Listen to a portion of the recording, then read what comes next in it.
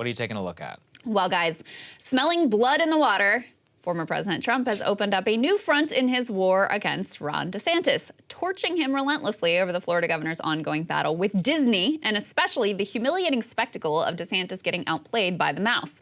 Now, before I get into this whole thing, let me just preface by saying there is no one to root for here. DeSantis is hitting an unaccountable giant corporation in Disney, but he's doing it in the dumbest possible way for the dumbest possible reasons.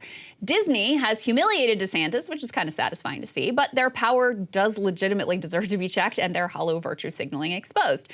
Trump is also torching DeSantis, which is also kind of satisfying, but in doing so is standing on the side of unchecked corporate power, so it is all a bit tangled here. I suppose that is what makes the story interesting to me, though. All right, quick refresher on how we got here. DeSantis passed the Don't Say Gay bill, which was basically a way to signal his anti-groomer cred in the right-wing culture war du jour.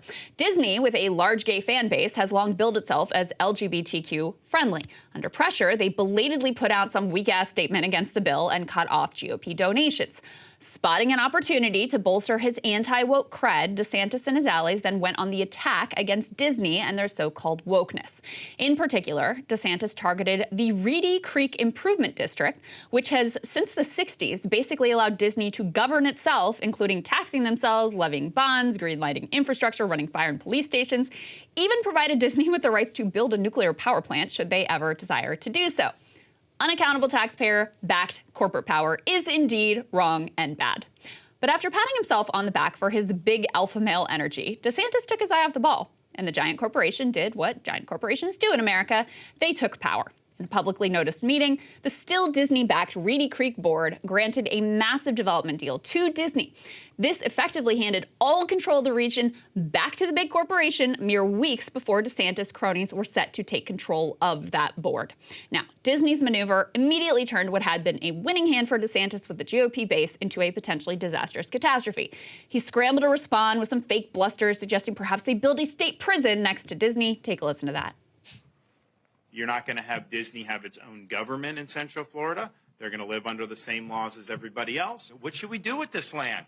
And so, it's like, okay, kids, people have said, maybe have maybe create a state park, maybe try to do more amusement parks. Someone even said, like, maybe you need another state prison. Who knows? I just think that the possibilities are endless.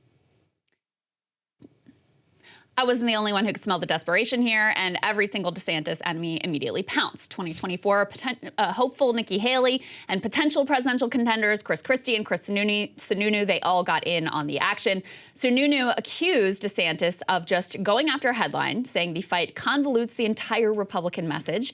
Haley's super PAC called it an embarrassing blow and mocked DeSantis' desperate attempt to regain the alpha position by suggesting he might build a prison next to Disney.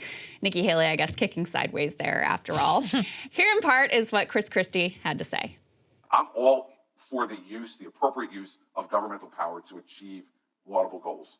And when you're the governor of a state, and our governorship is constitutionally the most powerful governorship in the country, the New Jersey governorship has enormous authority. And I loved using the levers of that authority to be able to accomplish things.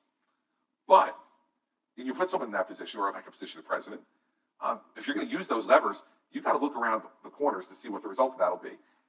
For him to have taken the action he took against Disney and to not have foreseen that Disney was going to do what they did in response, which was to completely take over the millions and millions of acres and the zoning decisions on that before they got the authority, well, I'll tell you this much. That's not the guy I want sitting across from President Xi and negotiating our next agreement with China, or sitting across from Putin and trying to resolve what's happening in Ukraine if you can't see around a corner that Bob Iger created for you.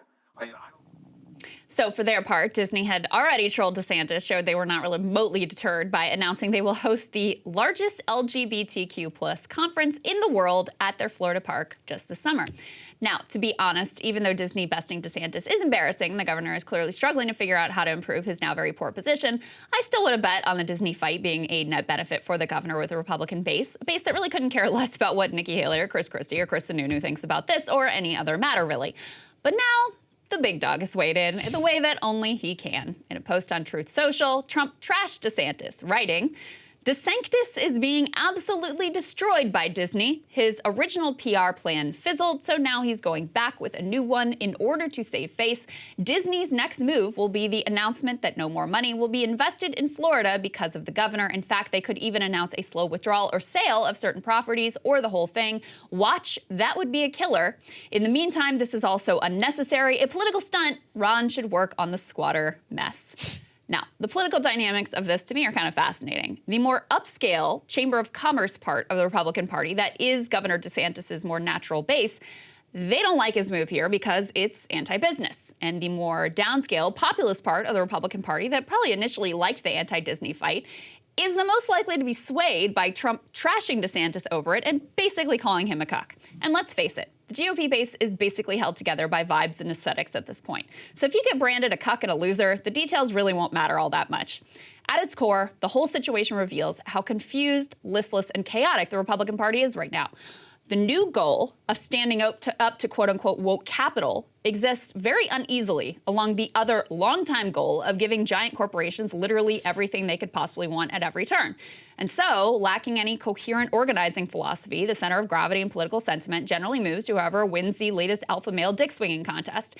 Whatever happens with Disney, that is not a fight that DeSantis can win. I'm clearly not the only one who sees it that way, as we covered earlier. Trump just rolled out a whole new slate of endorsements from Florida Republicans.